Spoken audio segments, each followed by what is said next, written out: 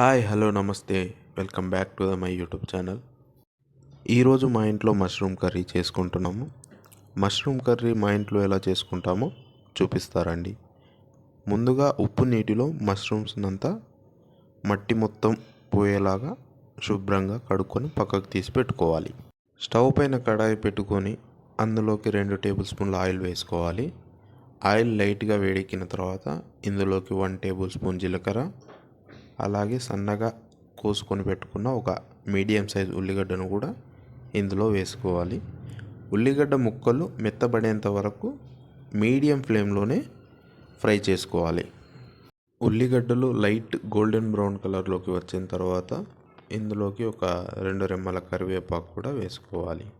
స్టవ్ని హై ఫ్లేమ్లో పెట్టి ఉల్లిగడ్డను 2 నిమిషాలు బాగా ఫ్రై చేసుకోవాలి. ఇందులోకి ఒక మీడియం సైజ్ టమాటాను కూడా సన్నగా కోసుకొని వేసుకోవాలి. స్టవ్ని హై ఫ్లేమ్లోనే ఉంచి టమాటాను ఒక 3 నిమిషాలు ఫ్రై చేసుకోవాలి. ముందుగా కడిగి పెట్టుకున్న మష్రూమ్స్ని 2 ముక్కలుగా కోసుకొని ఇందులోకి వేసుకోవాలి. స్టవ్ని మీడియం ఫ్లేమ్లోకి పెట్టుకొని ఇందులోకి ఒక 1/2 టేబుల్ స్పూన్ పసుపు, 1 టేబుల్ స్పూన్ ఉప్పు, 1 టేబుల్ స్పూన్ ధనియా పొడి, 1 టేబుల్ స్పూన్ కారం, 1 టేబుల్ స్పూన్ అల్లం వెల్లుల్లి పేస్ట్ వేసుకొని మిశ్రమానికి అంతా పట్టేలా నెమ్మదిగా బాగా కలుపుకోవాలి. మూత పెట్టి స్టవ్ని సిమ్లో పెట్టుకొని ఒక 5 నిమిషాలు బాగా ఉడికించుకోవాలి.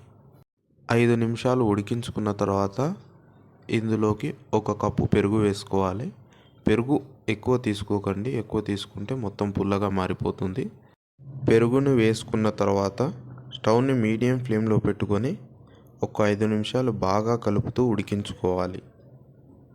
చివరగా ఇందులోకి కొద్దిగా కొత్తిమీర వేసుకొని ఒక 2 నిమిషాలు ఉడికించుకున్న తర్వాత దించేసుకోండి. అన్నంలోకి ఈ కూర భలేగా సెట్ అవుతుంది.